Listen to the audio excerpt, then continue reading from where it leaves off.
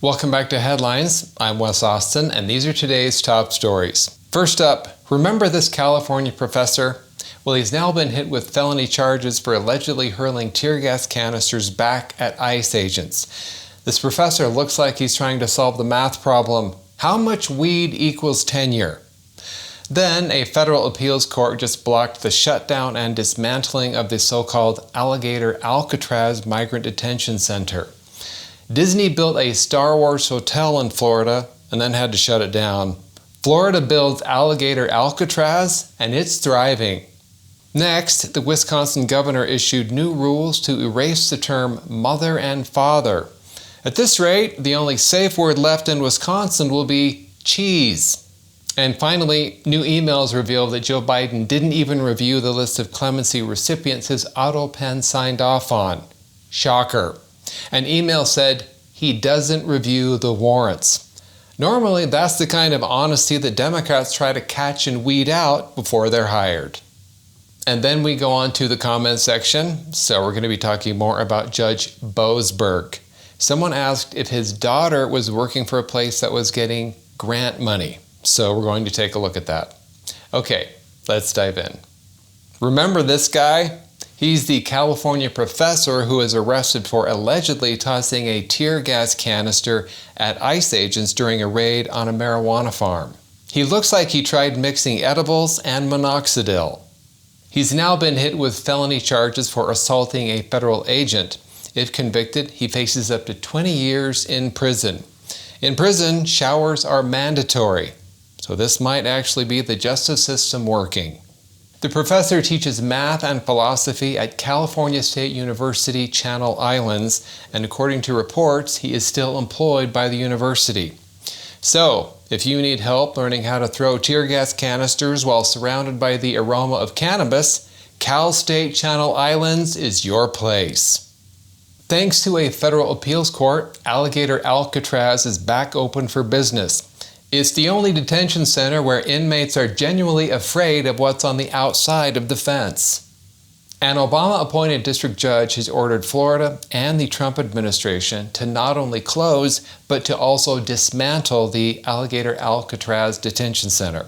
Since this judge moonlights as a general contractor apparently, I'm surprised she didn't order them to build a new DNC headquarters while they were at it.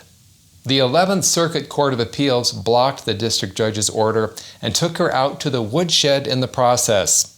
The appeals court said this: "It is entirely unclear to us, moreover, how the district court concluded that it could order the proactive dismantling of the facility by way of a mandatory preliminary injunction."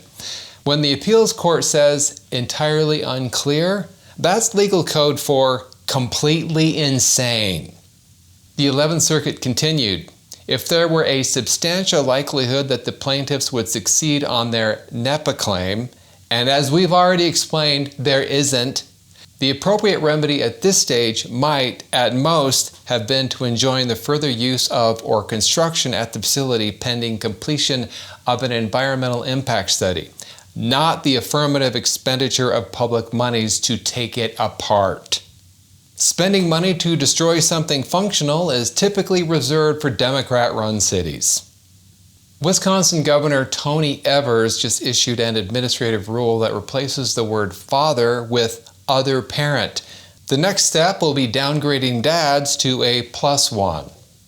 His rule also replaces the terms mother and pregnant woman with pregnant person.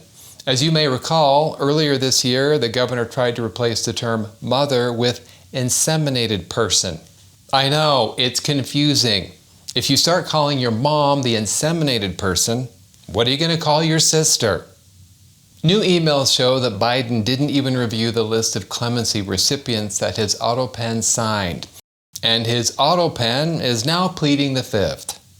Internal messages reveal that while Biden verbally approved some commutations on January 11th, his mechanical auto pen signature wasn't added to documents listing about 2,500 recipients until January 17th. Biden verbally approved some commutations, but his auto pen signed for 2,500.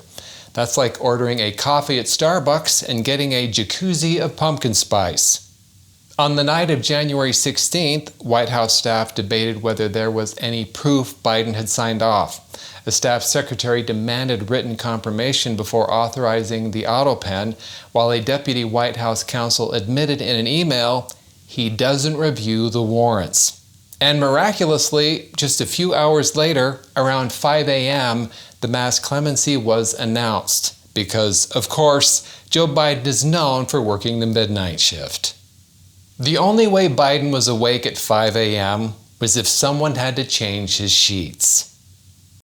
And now on to the comment section. Okay, just one quick comment. I have a light with a battery right here, and it just went out right as I was finishing the last segment. So this is a new battery, and I feel like it's brighter. So if some of you are wondering why there was a lighting change, my battery went out. I apologize. Anyway, okay. The first comment we'll look at was on the segment we did about where President Trump was talking about revoking Rosie O'Donnell's citizenship. So we had this comment from Chris LJ 2890. After that comment by President Trump, I'm afraid Rosie O'Donnell's entire head will turn into a cold sore. Now, that is referencing, Rosie O'Donnell had her apology video a little bit before that where she had a cold sore. Maybe I'll put it up on the screen. So you can see she had this cold sore. That's all I could think about. And I asked Grok to imagine what Rosie would look like if the cold sore got bigger. And so this is what, I generated this image. This is what Rosie would now look like after she heard that Trump wants to revoke her citizenship. So the cold sore has spread. Anyway, I used Chris's comment as inspiration to create this. So this is an AI generated photo. That's not really how big the cold sore is now, although it might be like half that big. Okay. Now on to this segment we did about Tim Walz, where he was like fantasizing about the demise of President Trump. Walz is such a, anyway. So this comment is from F. Mills, 1583. Walz needs to shut up and give his boyfriend a hug. Okay, then this one is on the segment we did about the LAPD, how they are now providing security and watching Kamala Harris's home in Brentwood. That segment we did a day or two ago. This is from AJ Green, CN8KK. Kamala needs someone to carry her wine box. Okay, and then this is on the segment we did about Chelsea Clinton, if she's running for Congress or not. There was some talk that she might try to take Jerry Nadler's spot now that he's leaving. And this comment is from Grizzled McGee, 888. Is Nadler retiring or going back to Gotham to be the Penguin again? And I don't know if that's fair, really, because let's pop up a photo of Jerry Nadler so you can look at that. No, I think that's pretty fair.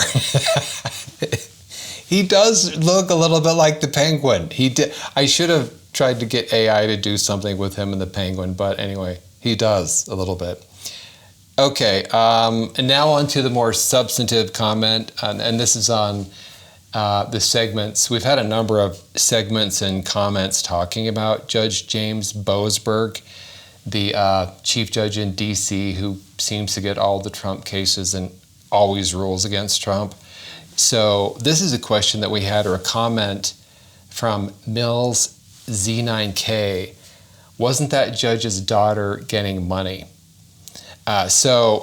And actually, yes, there is an article talking about Judge Boasberg's daughter. So let's look at that, because this is something that I don't think a lot of people have talked about. This is from the New York Post. James Boasberg's daughter works for a nonprofit whose founder said judge rightly blocked deportations of alleged Venezuelan gangbangers and opposes the Laken-Riley Act.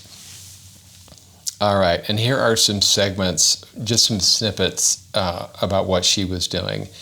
The daughter of D.C. District Court Chief Judge James Boasberg is employed by a nonprofit that received millions in government funding.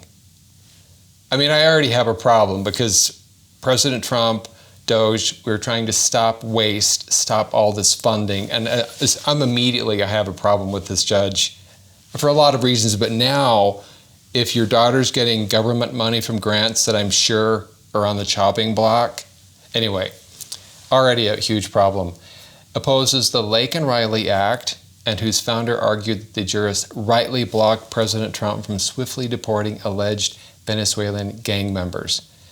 Catherine Boasberg, the daughter of the federal judge who halted the Trump administration from using the Alien Enemies Act, I'm going to skip down, conducts capacity building work in public defender offices across the nation for the nonprofit group Partners in Justice. Doesn't that just sound NGO, waste of money, USAID type of stuff, right? Partners in Justice, and I don't know if USAID somehow any of their money was getting to these guys. It's smacked of that when I was reading that description.